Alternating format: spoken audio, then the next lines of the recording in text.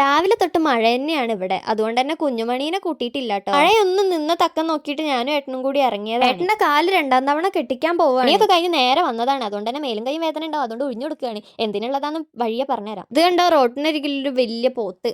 നേരെ പമ്പിലേക്ക് അങ്ങ് വണ്ടി കയറ്റിട്ടോ. സാധാരണ എണ്ണ അടിക്കാനല്ലേ കയറ്റില്ലേ, ഇപ്രാവശ്യം ലോഡ് ഇറക്കാൻ വേണ്ടിയിട്ടാണ്. ഏട്ടന് വീട്ടിൽ നിന്ന് ഇറങ്ങിയപ്പോൾ തൊട്ട് സൂസ് വയ്ക്കാൻ മുട്ടിയിട്ട് വയ്യ. വീട്ടിൽ നിന്ന് ഇറങ്ങുന്നേ വരെ സൂസ് ഉണ്ടായിരുന്നില്ല. അങ്ങനെ ഏട്ടൻ സൂസൊക്കെ കഴിച്ച് വന്നിട്ട് എന്തായാലും പമ്പ് കയറ്റിയതല്ലേ, എണ്ണ അടിച്ചിട്ടും കൂടി പോവാ വിചാരിച്ചിട്ട് അങ്ങനെ എണ്ണ അടിച്ചു. ഒന്ന് വഴിക്കാണ് അയ്യപ്പ ക്ഷേത്രം. അപ്പൊ ഒന്ന് പ്രാർത്ഥിച്ചു. അങ്ങനെ ഹോസ്പിറ്റലിൽ എത്തിട്ടോ. 2-3 ആൾക്കാർ കഴിഞ്ഞിട്ടാണ് നമ്മൾ. അതുകൊണ്ട് തന്നെ പേര് എഴുതി വെച്ചിട്ട് അവിടെ ഇരിക്കും. ഇത് കണ്ടോ ഗൈസ്, ഇതാണ് എന്റെ കൂട്ടി ബോയ്. ഏട്ടന് ഒഴിക്കാൻ കയറ്റിയപ്പോൾ ഞാനും ആ നൈസിന് ഏട്ടൻ്റെ കൂടെ അങ്ങനെ ഉഴിച്ചലൊക്കെ കഴിഞ്ഞ് ഞങ്ങൾ ഇറങ്ങുകയാണ്.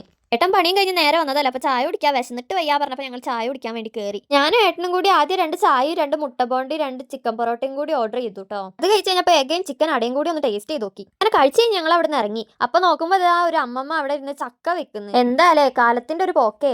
മക്കളുണ്ട് വീട്ടിൽ, അതുകൊണ്ട് തന്നെ ഒന്നും വാങ്ങിക്കാതെ പോകുന്നത് ശരിയില്ലല്ലോ. അങ്ങനെ ചോക്ലേറ്റ് വാങ്ങിക്കാൻ കയറി. അപ്പൊ ഞാൻ പറഞ്ഞു ഡയറി മിൽക്ക് വാങ്ങിക്കേണ്ടതായിട്ട് നെബാട്ടി വാങ്ങിച്ച 4 പേർക്കും കൂടി പറഞ്ഞു. ഏട്ടൻ മക്കൾക്ക് മാത്രം വാങ്ങിക്കൊടുക്കുന്നത് ശരിയില്ല. ഞാൻ പറഞ്ഞു എനിക്കും വേണം ഐസ്ക്രീം. ചോക്കോബാർ തിന്നാൻ എനിക്ക് ഇഷ്ടമുണ്ടായിരുന്നു. പക്ഷേ ഏട്ടൻ പറഞ്ഞു പാലൈസ് വാങ്ങിച്ചാൽ മതി, ടേസ്റ്റ് ഉണ്ട്. അങ്ങനെ വാങ്ങി നോക്കി. സ്ട്രോബെറി ഫ്ലേവർ ആട്ടോ.